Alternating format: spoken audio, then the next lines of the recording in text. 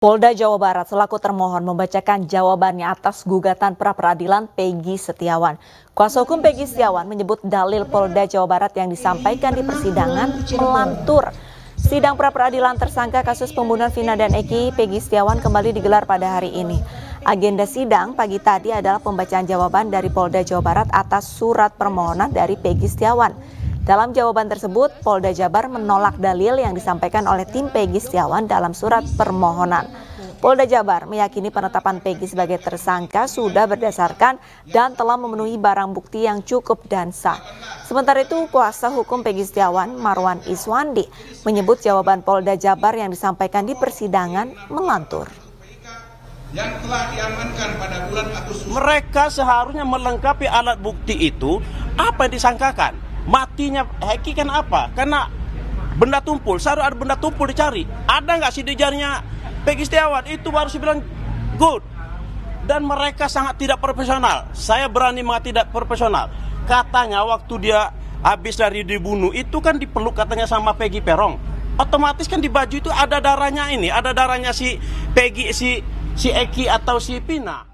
Sidang pra-peradilan Peggy Setiawan kembali dilanjutkan di Pengadilan Negeri Bandung, Jawa Barat. Kali ini, agenda sidang adalah replik yang dibacakan tim kuasa hukum Polda Jawa Barat. Cara mendapatkan alat bukti tersebut prosedural.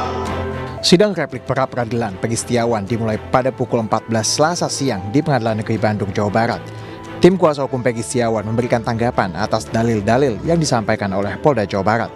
Sebelumnya, tim kuasa hukum sempat menilai dalil yang disampaikan Polda Jawa Barat dalam sidang melantur.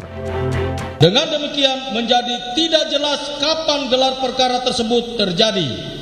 10. Bahwa berdasarkan uraian tersebut di atas, jelas dan beralasan hukum bahwa penetapan tersangka yang menjadi objek pra-peradilan perkara akut tidak sah karena tidak didukung oleh dua alat bukti yang cukup dan cara mendapatkan alat bukti tersebut unprocedural. Tim kuasa hukum juga menganggap penangkapan yang dilakukan terhadap Peggy tidak sesuai dengan prosedur. Pasalnya, tidak ada satupun alat bukti yang menguatkan bahwa Peggy Setiawan adalah pelaku pembunuh Vina dan Eki. Tim Liputan iNews melaporkan. Tim hukum Polda Jawa Barat membeberkan berbagai bukti untuk menegaskan hasil penyidikan Eki Vina yang berujung menetapkan Peggy Setiawan sebagai tersangka. Polda Jawa Barat yakin bukti yang disampaikan akan membuat hakim mengetahui dengan jelas proses dan prosedur penyidikan sudah sesuai aturan.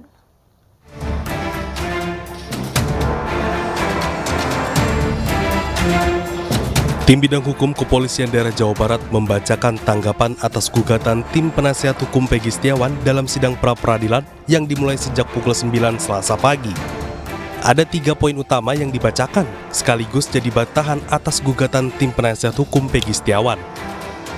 Poin utama adalah prosedur penetapan tersangka, penangkapan, serta proses penyidikan telah sesuai aturan dan diawasi langsung oleh Ditpropam Polri, Kompolnas, hingga Kapolda Jabar. Selain itu, Polda Jabar juga mengungkapkan banyaknya ketidaksesuaian kesaksian dari Peggy Setiawan dengan keterangan para saksi. Bahwasanya tadi sudah disampaikan replik dari pemohon, ada beberapa hal yang disampaikan terus kita jawab juga dan kita menolak secara keseluruhan dalil-dalil yang disampaikan oleh pemohon. Itu aja. Nah, kita besok agendanya yaitu pembuktian, menghadirkan saksi-saksi dari pihak pemohon maupun termohon. Kalau yang dari pemohon itu ada 5 kalau nggak salah ya, sama 1 saksi ahli. Kalau yang dari kita 1 saja. Karena saksi-saksi itu yang kita sudah sampaikan di dalam jawaban semuanya, begitu. Semua bukti, kesaksian hingga petunjuk yang berhasil dikumpulkan penyidik mengarah pada sosok Peggy Setiawan, sekaligus menepis informasi berbeda yang beredar di media sosial. Praktisi hukum Rasman Nasution menduga ada kepentingan lain di balik kasus pembunuhan Vina dan Eki. Rasman mengatakan kasus Vina dan Eki mendiskreditkan institusi Polri. Bahkan Rasman menduga adanya operasi senyap untuk mengganti Kapolri. Berikut potongan dialog Aiman Wicaksono dalam program Rakyat Bersuara. Kan ya tadi, saya mau konfirmasi dulu, maksudnya iya, apa? Saya 2 minggu lalu sudah sebut kok kelihatannya ada operasi senyap, ingin mendongkel. Dugaan saya nih, Pak Kapolri, sabarlah. Sebentar. Ada waktunya nanti untuk berganti sesuai dengan kepentingan dan kebutuhan. Operasi senyap. Menurut saya begitu. Karena ini sebenarnya kasusnya sederhana tapi dibuat ribet. Kejar sana, kejar sini, kemudian ini maaf ya Bang Rulia. Ini baru pertama kali diungkapkan kalau ini. sempat. Operasi senyap dugaannya itu Anda Ya dugaan katakan. saya begitu. Karena begini, karena sampai DPN Pradi turun tangan.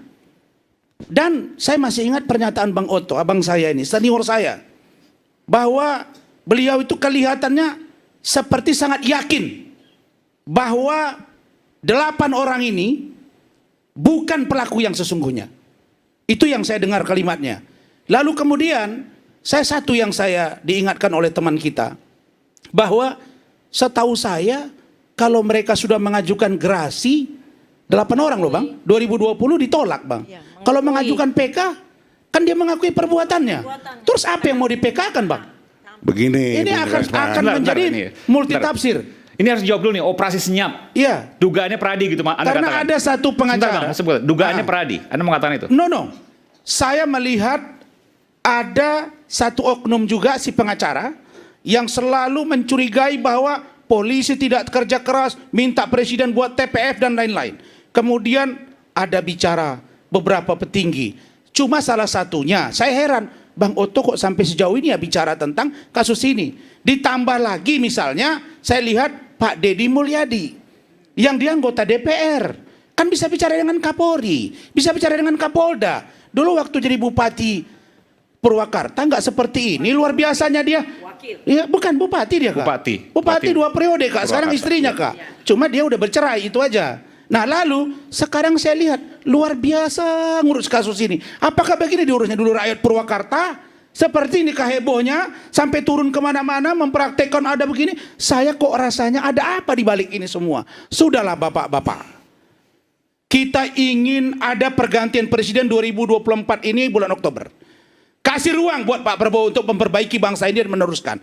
Beri ruang kepada Pak Jokowi menyelesaikan tugas-tugas. Oke, saya ini karena hal yang sangat serius untuk dijawab, saya berikan kesempatan untuk apa tadi? Operasi senyap yang tadi dikatakan ada ingin mengganti. Mendongkel dugaan saya Bapak Kapolri. Ini Bung Rasman ini jadi udah kemana-mana gitu. Kami ini tugasnya adalah memberi bantuan hukum. Saya nggak tahu yang Bung Rasman omong Nggak, itu. saya nggak menuduh Kapolri, saya nggak menuduh. Bukan, saya hanya bilang. Nggak loh Bang, saya nggak menuduh Bang. Ya. Saya melihat informasi yang berkembang dan liar ini kok kayaknya aneh gitu. Ada apa dengan ini gitu loh Bang. Ya. Nah itu aja. Oke, saya luruskan ya. Oke, silakan. Jadi intinya adalah salah satu tugas kami untuk membantu. Kalau hari ini para terpidana, mungkin besok Bung Rasman minta bantuan kami kalau mungkin juga akan bantu gitu loh. Kita lihat masalah-masalahnya. Jadi bukan ke fokus pada masalah Cirebon ini saja gitu. Bang, ada banyak pengacara sekarang.